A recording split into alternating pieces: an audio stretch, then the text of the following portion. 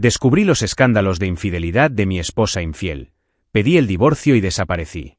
Me vengué fríamente y la dejé en la miseria. Si te gustan las historias de traición y venganza, dale me gusta al vídeo. Suscríbete al canal y activa la campanita para recibir notificaciones de nuevas historias. Mi nombre es Daniel. Tengo 49 años. Soy ingeniero industrial y padre de 2 niñas increíbles. Crecí en el sur de Inglaterra, en una familia que parecía sacada directamente de un manual de instrucciones. No criar a un niño. Mi madre, Eleanor, era el tipo de mujer que hablaba en voz baja pero que cortaba el alma con las palabras. El tipo que se jactaba del estoicismo británico, ignorando el dolor que dejó en sus propios hijos. Mi padre, Martín, era un hombre tranquilo y visiblemente infeliz. En 1981, cuando yo tenía 6 años, él simplemente desapareció de mi vida. Nadie explicó por qué.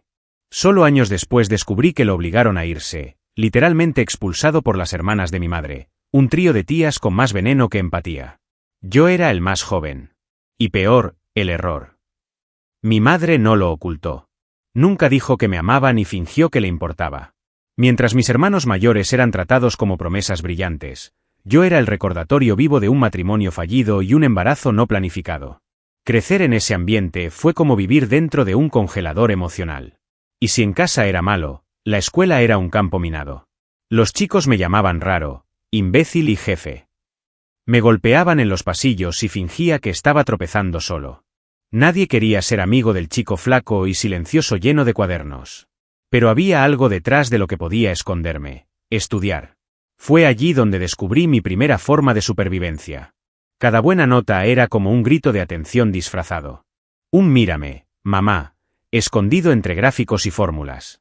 Estudiar se convirtió en una obsesión, un intento desesperado por demostrar mi valía en silencio. Mientras otros niños celebraban fiestas de cumpleaños y se tomaban fotos sonrientes con sus padres, yo tenía insignias de matemáticas pegadas con cinta adhesiva en la pared de mi habitación. E incluso sin nadie que celebrara conmigo, sentí un hilo de orgullo que me hizo seguir adelante. La adolescencia fue una continuación de este silencio. Pocas amistades, ninguna relación y una capacidad casi enfermiza de cancelarme para evitar conflictos. Si alguien me lastimaba, tragaba fuerte. Si hubo injusticia, me culpé a mí mismo. Crecí aprendiendo que, para ser aceptado, no había que molestarse. Y así me convertí en el tipo de hombre que hace todo por los demás y se olvida de sí mismo. Nadie enseña esto en un libro, pero la práctica constante del rechazo convierte a cualquiera en un experto en la sumisión emocional. A pesar de todo, tenía un talento técnico innegable. Era bueno con los números, con la lógica, con las estructuras. Cuando tenía poco más de 20 años, obtuve una plaza para realizar una maestría en ingeniería industrial en la Universidad de Surrey. Fue un gran logro para alguien que surgió de tanto silencio. Recuerdo celebrarlo solo con una pizza helada y un refresco barato porque a nadie en mi familia le pareció relevante asistir a la entrega de premios. Aún así fui. Me puse mi mejor traje, el único, y sonreí para las fotos tomadas por extraños. Ese momento me dio la ilusión de que tal vez mi vida estaba empezando a dar un giro. Y fue allí, en el campus de Surrey, entre los bloques fríos y las bibliotecas silenciosas, donde conocí a alguien que lo cambiaría todo. Gracia. Estudiante de literatura creativa, cabello rojo como el fuego y una risa que llamaba la atención de todos. Ella era todo lo que yo no era: extrovertida, segura de sí misma, magnética. Y yo, bueno, yo era solo otra cara en el fondo de la habitación. O al menos eso pensé. Pero en esa primera cita, esa primera fiesta en la que un colega prácticamente me arrastró, Grace se fijó en mí. Y cuando ella me sonrió, no como alguien que se ríe de alguien, sino como alguien que ve algo que vale la pena, sentí por primera vez que tal vez, solo tal vez, pudiera ser amado de verdad. Grace parecía flotar mientras caminaba por el campus. Ella era magnética de una manera que haría que cualquiera se detuviera y mirara. Siempre estuvo rodeada de gente, especialmente de chicos, muchos de ellos claramente enamorados. Era estudiante de último año de literatura creativa y todo en ella rebosaba personalidad. Los complementos, los comentarios mordaces, la forma burlona de reírse de las convenciones. Yo, en cambio, era prácticamente invisible. Ingeniero, metódico, retraído. Me escondí detrás de hojas de cálculo y códigos. Y sin embargo, de alguna manera que todavía no entiendo, Grace se fijó en mí. Fue en una fiesta organizada por mis alumnos de maestría. Casi no fui, Tenía 1000 excusas preparadas para rendirme, como siempre. Pero un amigo insistió y fui. Llegué avergonzado, me quedé en un rincón, hasta que apareció ella. Él sonrió, tomó una cerveza, inició una conversación como si me conociera desde hacía años. Yo frenaba por dentro, pero ella lo manejaba todo con una naturalidad impresionante. Esa noche ella me besó. Y fue entonces cuando todo empezó a cambiar. La primera mujer que realmente me vio. O al menos eso pensé haber visto. En los días siguientes, empezó a buscarme en el campus. Envié mensajes, dejé notas encima de mis libros, me presenté a mis amigos como el misterioso ingeniero que capturó mi corazón. Fue surrealista. Yo, que había pasado toda mi vida ignorada, de repente me encontré en el centro de la atención de alguien como Grace. Me sentí elegido. Valorado. Amado, tal vez. Por supuesto que hubo rumores. Comentarios sobre otros chicos con los que había estado antes. Me llegaron algunas historias incómodas. Pero preferí ignorarlo. Por primera vez alguien me quería. Y no iba a arruinarlo con inseguridades. Empezamos a salir con frecuencia. Restaurantes, cines, parques. Me presentó con orgullo, como si hubiera encontrado un hallazgo raro. Me sentí fuera de lugar en ese mundo, pero hice lo mejor que pude para encajar. Aprendí a reírme de los chistes de sus amigas, incluso cuando me sentía ridícula. Fingía estar a gusto en fiestas donde no conocía a nadie. Grace dijo que yo era su refugio seguro, que conmigo ella podría ser ella misma. Y eso me dio combustible para continuar, incluso cuando algunas cosas me parecían extrañas. Hubo momentos en que desaparecía durante días. Dijo que estaba sin cabeza, que necesitaba espacio, pero luego regresó con dulces promesas y largos besos. Estaba ansioso, por supuesto. Pero me convencí de que era el precio de estar con alguien tan intenso, tan diferente a todo lo que conocía. Cuando me dijo que me amaba, casi no lo creí. Pero ella lo repitió, mirándome a los ojos. Y yo, que siempre necesitaba tan poco para rendirme, di el paso. Con todo. Sin protección. Sin plan B. Grace tenía el poder de hacer que el mundo pareciera más interesante con solo estar en él. Y yo era adicto a ese sentimiento. Poco a poco ella se convirtió en el centro de mi vida. Me encontré cambiando rutinas, ajustando horarios, dejando de lado algunas amistades, todo para estar con ella. Mis colegas decían que me veía diferente. Algunos se rieron, otros advirtieron. Pero no quería oírlo. No quería perderme eso. Por primera vez en mi vida tenía una historia que contar. Y fue con alguien a quien todos admiraban. O envidiaban. Me sentí afortunado. No sabía que ese encantamiento tenía un costo que aún no podía calcular. Nos casamos el verano siguiente, en una ceremonia pequeña pero sofisticada. Grace se propuso cuidar cada detalle, o más bien, controlar cada detalle. Quería algo digno de las revistas que leía compulsivamente, flores exóticas, un buffet refinado, fotografías que parecían la portada de una editorial. Solo quería verla feliz. Acepté todas las demandas, incluso cuando se acabó el presupuesto. Usé parte de los ahorros que tenía ahorrados para un auto nuevo e incluso pedí un préstamo. Es solo una vez en la vida, dijo. Yo creí. Y me dije que era el precio de amar a alguien como ella. Poco después llegaron las niñas. Emily nació 2 años después de la boda y Zoe, 3 años después. Convertirme en padre fue la experiencia más transformadora de mi vida. Cambiaba pañales al amanecer, hacía papillas, leía libros de educación emocional. Estaba decidido a no repetir los errores de mi familia. Grace, al principio, parecía encantada con la maternidad, pero pronto se interesó más en retomar su vida social. Dijo que no podía borrarse a sí misma como mujer solo por ser madre. Empezó a salir más, a preocuparse por su apariencia, a hablar de fiestas, eventos, cenas. Me quedé en casa con las niñas y, sinceramente, no me importaba. Eran mi mundo. Vivíamos en Brighton, en una casa que compré con mucho esfuerzo. Había conseguido un buen puesto en una empresa de diseño industrial, con un salario que me permitía estabilidad. Pero la estabilidad no fue suficiente para Grace. Ella quería lujo. Quería lo que veía en las redes sociales, viajes a la Toscana, cenas en los tejados, escuelas bilingües con matrículas surrealistas. Empecé a renunciar a todo lo que era mío, el coche que quería, ropa nueva, incluso la idea de conseguir un doctorado. Cada elección que hizo se basó en lo que haría feliz a Grace, con la esperanza de mantener la armonía. Me llamó mi proveedor, a veces con cariño, a veces con un toque de ironía. Cuando cuestioné un gasto, ella dijo que estaba siendo tacaño.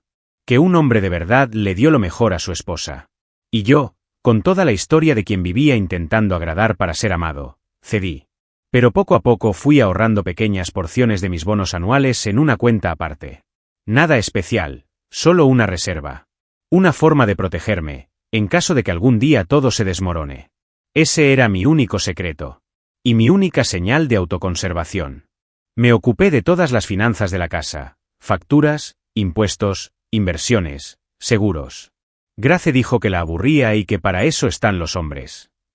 Al principio pensé que era divertido. Entonces comencé a sentir el peso.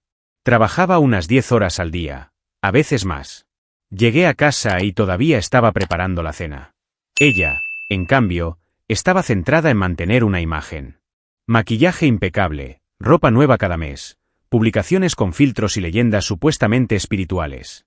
Nuestro matrimonio, a los ojos de los de afuera, fue perfecto. Por dentro, sentí como si me estuviera desvaneciendo lentamente. Aún así, creía que esto era normal. Que todo matrimonio pasó por fases. Ese amor requirió sacrificios. Mis amigos decían que era un hombre afortunado por tener una mujer tan hermosa, tan llena de vida. Y me convencí de que el problema era mío. Que era demasiado sensible. Demasiado necesitado. Y luego, como tantas veces en la vida, silencié mi intuición. Me puse ropa abrigada. Me convencí de que así era. Pero la verdad es que ya hacía mucho que había dejado de existir. Simplemente no se dio cuenta de que el precio por mantener feliz a Grace era demasiado alto y que pronto le cobrarían.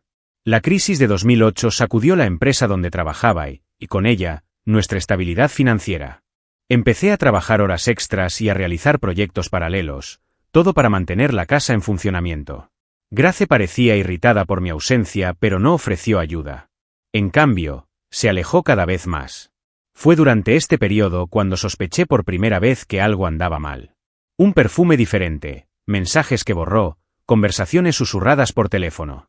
Le pregunté y ella se rió en mi cara. «Estás paranoico. Eso es estrés». Quizás lo fue.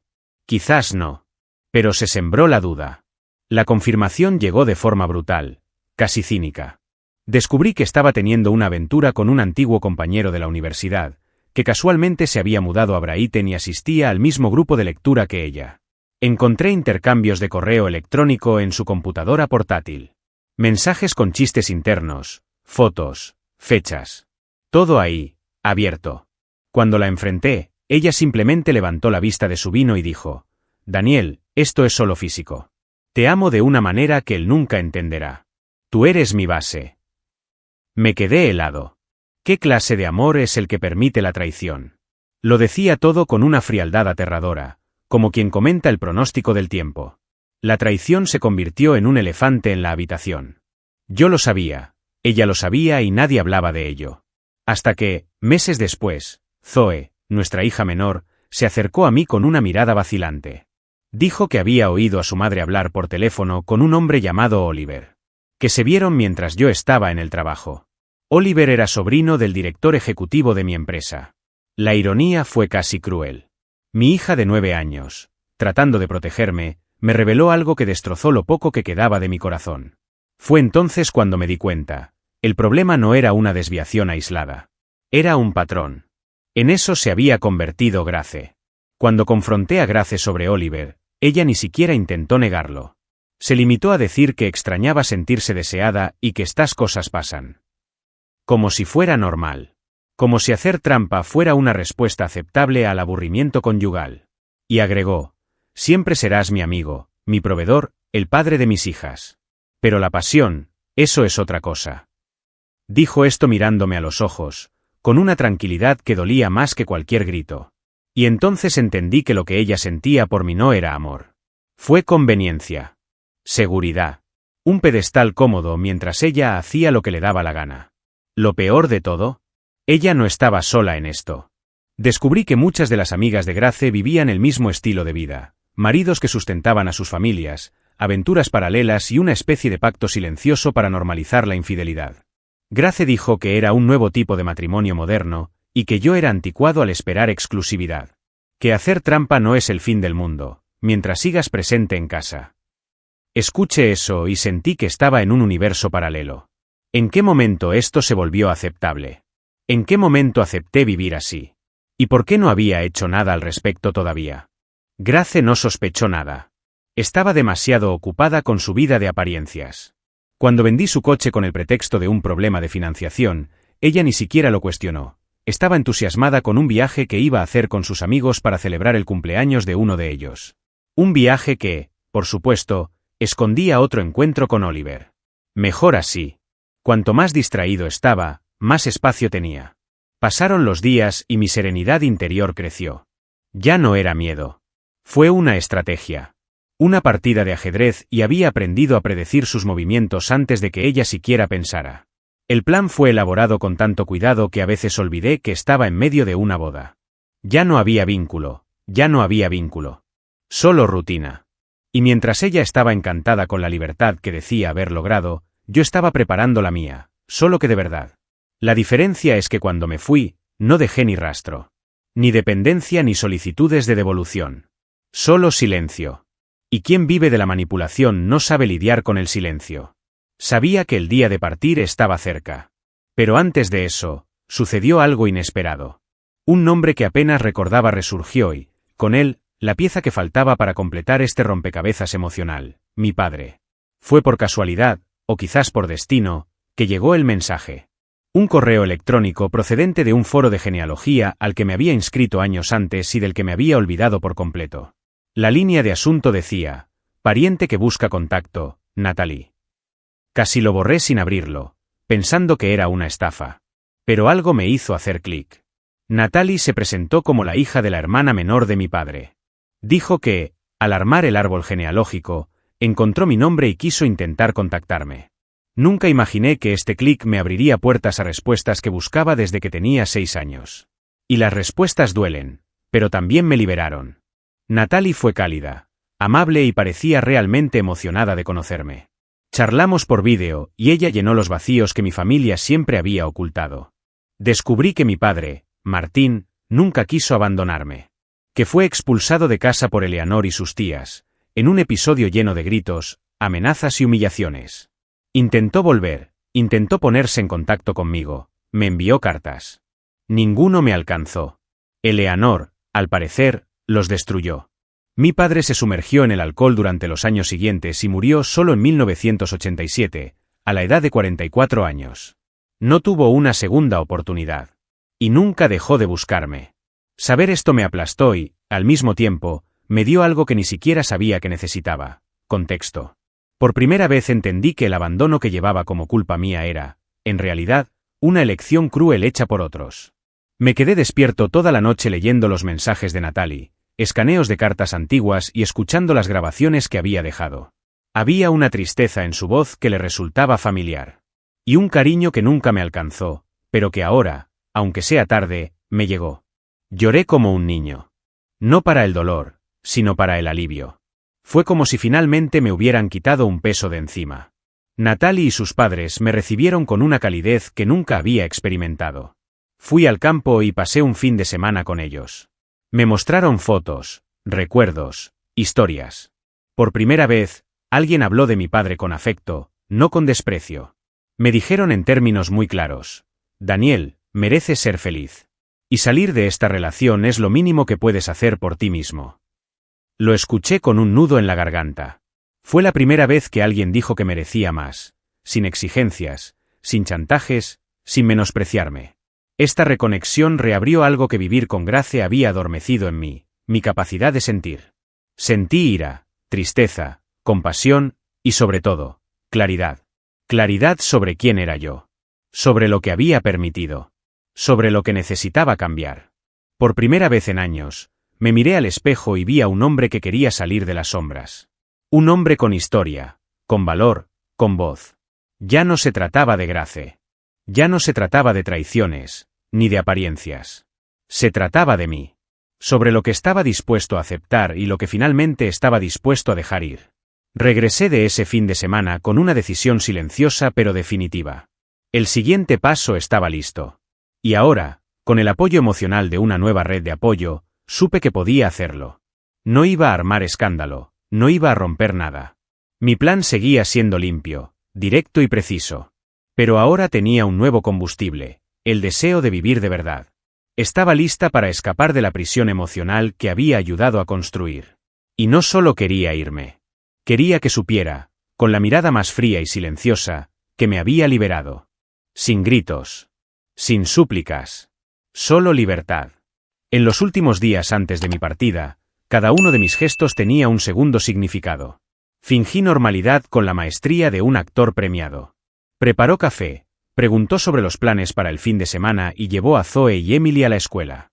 Grace, demasiado ocupada con su propia imagen, no notó nada.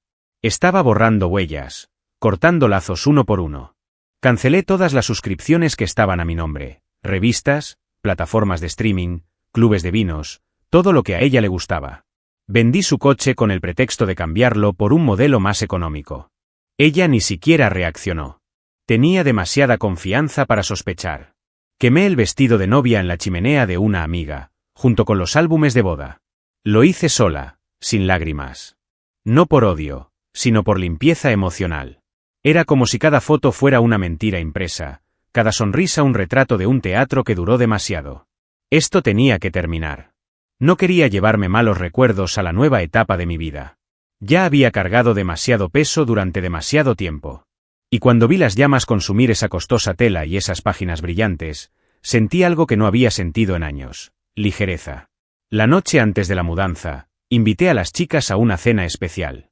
No les conté todo, pero les expliqué que me mudaba a una nueva casa, a un nuevo trabajo y que siempre tendrían espacio conmigo. Emily lloró. Zoe me abrazó y dijo: «Ya era hora, papá». Me rompió y me reconstruyó al mismo tiempo. Ellos lo sabían. Siempre lo supieron. No estaba huyendo, estaba mostrándoles lo que significa el amor propio. Te prometí que verías el nuevo hogar pronto. Prometí que las cosas serían diferentes ahora. Por primera vez pude cumplir una promesa con un corazón limpio. El día de la salida salí temprano. Grace todavía estaba durmiendo. Dejé las llaves, una breve nota y las facturas pagadas del mes. Tomé mi último café en esa casa y miré a mi alrededor por última vez. No me sentí triste. No culpa. Solo gratitud por partir de una sola pieza. En Oxford, el apartamento ya estaba listo. Con la ayuda de Ben y las niñas, armé todo cuidadosamente. Era simple pero lleno de significado. Cada mueble elegido por mí, cada color diseñado para traer paz. Era pequeño, pero era mío. Y lo más importante, allí no hubo voces que me menospreciaran. Fue un nuevo comienzo, silencioso, pero poderoso. Días después, recibí un regalo de la nueva empresa, un flamante Range Rover Velar, como bono de bienvenida. Me reí para mis adentros en el estacionamiento, recordando la vez que Grace se burló de mis modestos autos. También recibí una comisión de 28.000 libras por los primeros proyectos entregados. Fue más que un reconocimiento financiero. Era la vida diciéndome: «Hiciste bien en irte». Y ese día, llegué a casa con las ventanas abiertas, el viento en la cara y un sentimiento de victoria silenciosa que ningún partido, ninguna red social, podría jamás traducir. Allí, en aquel modesto departamento, con 2 camas hechas esperando a mis hijas, finalmente me sentí completa. No se trataba de venganza. Ni siquiera de ganar. Se trataba de ser libre. De poder respirar sin miedo a la reprobación, sin necesidad de demostrar nada a nadie. La verdadera ruptura no fue con Grace, sino con Daniel, quien aceptó poco, quien pensó que el amor era un sacrificio ciego. Este Daniel quedó atrás. Y el nuevo, que ahora ocupaba su lugar, sabía exactamente lo que quería: vivir en paz. Nada de teatralidad. Sin cadenas invisibles. Solo con la verdad. Ella apareció de la nada, 2 semanas después. Llamando a la puerta de mi nuevo departamento como si nada hubiera pasado. Desordenada, sin maquillaje, con los ojos hinchados, algo raro en Grace. Parecía nerviosa, temblorosa, pero aún así trató de mantener ese aire de control. «Daniel, tenemos que hablar», dijo con voz ronca. Intenté mantener la calma. La invité a pasar, me senté en el sofá frente a ella, con la misma frialdad que tantas veces usó contra mí. Ella empezó a llorar. Dijo que extrañaba a nuestra familia, que se había perdido y que Oliver era solo una distracción. Me equivoqué. «Pero te amo», Demasiado tarde. Esperé a que terminara. El silencio entre cada una de sus frases parecía pesar más que los gritos que había imaginado escuchar durante años. Ella me miró, esperando que dijera algo dulce, alguna apertura. En cambio, fui directo. Grace, te ofrezco 27.000 libras esterlinas por un divorcio pacífico. Sin disputas, sin dramas. Estaba paralizada. Su mirada cambió instantáneamente, del llanto al cálculo. La vieja Grace, fría y estratégica, regresó de inmediato. ¿Crees que puedes deshacerte de mí así? Tengo derecho a la mitad de todo. No sabía ella que yo estaba 10 pasos por delante, como nunca antes lo había estado. Respiré hondo, saqué la carpeta del armario y la tiré sobre la mesa. Aquí están los documentos de la empresa que compró la casa. Legalmente, ya no está a mi nombre. También mostré registros financieros que no incluían ningún activo que ella pudiera reclamar. No fue ilegal. Era inteligente. Hojeó los periódicos con una ira disfrazada de indignación. ¿Manipulaste todo esto? No. Me protegí. La única manera que me enseñaste. Ella intentó oponerse, amenazó con buscar un abogado, pero fue un engaño. Sabía que cualquier exposición dañaría su imagen más que la mía. Estaba acorralado. El poder había cambiado de manos, y ella lo sentía. Por primera vez, Grace se dio cuenta de que yo ya no era ese hombre pasivo y moldeable que aceptaba migajas con una sonrisa cansada. Yo era otra persona. Y eso la desestabilizó más que cualquier prueba o argumento. Ella dudó. Miró por la ventana, como buscando un plan B. Pero no había ninguno. Estaba solo. Sin el apoyo de sus amigos, que se habían alejado, sin el prestigio que tenía antes. Oliver ya había desaparecido. La máscara cayó. Y con ello, la última ilusión de control que tenía sobre mí. Ella bajó la cabeza. Entonces eso es todo. Sí. Firmó los papeles allí mismo, con manos temblorosas. No hubo más gritos. Solo silencio. Un silencio que, esta vez, fue suyo. Le entregué el sobre con el dinero. Sin emoción. Ninguna revancha explícita.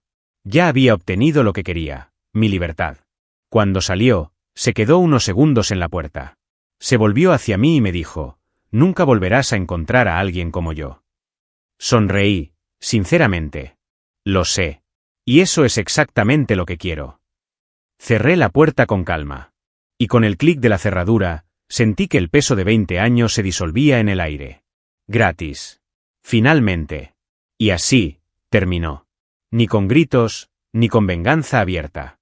Pero con estrategia, dignidad y una certeza inquebrantable, nunca más volvería a ser el hombre que acepté ser durante tanto tiempo. Grace obtuvo lo que se merecía, nada más que lo que yo negoció a conciencia. Sin chantaje emocional. Sin manipulación. Salí de una sola pieza. Y listo para el último golpe, el que cerraría la cuenta a la perfección. Porque había un último as bajo la manga. Y ella no estaba a favor de Grace. Fue por el mundo que se benefició de mi silencio durante tanto tiempo. Y para aquellos que pensaron que nunca enfrentarían consecuencias. Al principio la libertad tenía un sabor agridulce. Días de silencio absoluto, de café hecho sin prisas, de una casa sin voces que interrumpieran. Pero pronto llegó algo más poderoso, la paz. Por primera vez dormí sin ansiedad, sin miedo a juicios sutiles, sin necesidad de justificar mi existencia. Y fue en este respiro donde la ira se convirtió en un foco. Sabía que todavía había un cabo suelto. Un nombre que me perseguía no por el poder, sino por la impunidad, Charles. Mi exjefe. El mismo que se rió de mi dolor, que se burló de mi lealtad, que se alimentó de mi silencio. Me tomó semanas armarlo todo. Correos electrónicos que envió a colegas con chistes misóginos, registros de gastos no autorizados en tarjetas de empresa, conversaciones comprometedoras con pasantes, y por supuesto, pruebas de la conexión con Grace. No lo hice por venganza ciega. Lo hice por justicia. Envié el paquete completo al Departamento de Recursos Humanos de la empresa. Y otro, más detallado, para su mujer. Lo que vino después no fue solo un escándalo. Fue un terremoto. Carlos fue despedido. El matrimonio ha terminado.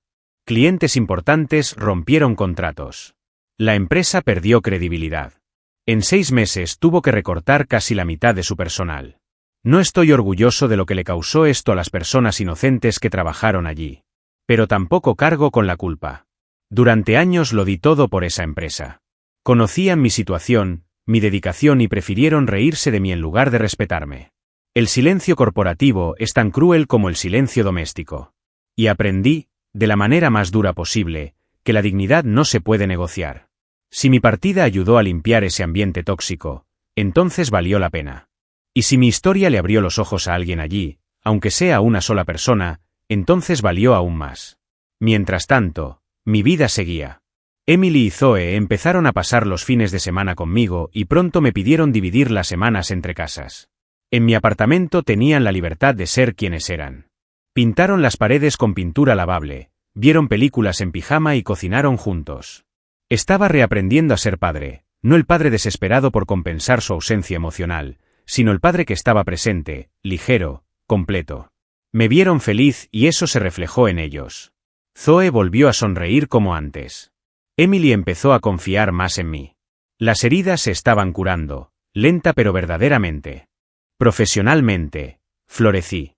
El trabajo en Lancaster fue desafiante, creativo y respetuoso. Me convertí en un referente en innovación y me invitaron a hablar en conferencias. No por posiciones o políticas internas, sino por lo que realmente sabía hacer. Empecé a escribir sobre mi experiencia, sin dar nombres, sino hablando de masculinidad herida, reconstrucción y autonomía emocional. El retorno fue enorme. Personas de todo tipo identificadas. Hombres, mujeres, padres, hijos. Descubrí que mi dolor no era único. Y al darle voz, estaba creando puentes donde antes solo había paredes. Hoy no intento demostrarle nada a nadie. Ya no lo necesito. No me alimento de los aplausos ni me torturo para obtener validación. Vivo con ligereza, con dignidad y, sobre todo, con verdad. ¿Gracia? Ella permanece distante, probablemente buscando un nuevo proveedor. Charles desapareció del radar. La antigua empresa es una sombra de lo que alguna vez fue. Pero nada de eso importa tanto como lo que tengo ahora. Paz. Aprendí que salir de prisión es solo la mitad de la batalla. El resto es reaprender a caminar libre. Y eso es exactamente lo que he estado haciendo. Un paso a la vez. Sin prisas. Pero con firmeza. Deja tu opinión en los comentarios, dale me gusta al vídeo y suscríbete al canal para recibir notificaciones de nuevos vídeos, y también ayudarnos a llegar a más personas y formar una comunidad. Disfruta y mira una de las historias que van apareciendo a continuación sobre nuevas denuncias de traiciones y venganza. Hasta la próxima.